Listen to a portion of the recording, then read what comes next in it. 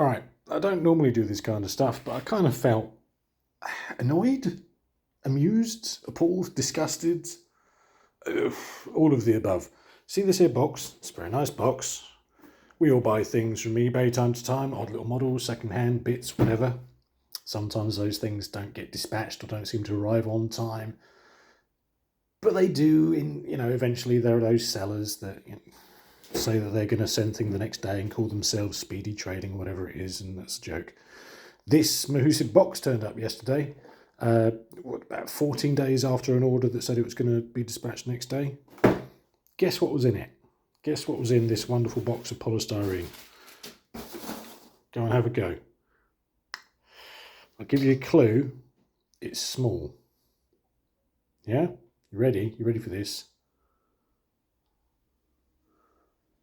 There you go. Focus. Little bomb squeak on a 25mm base.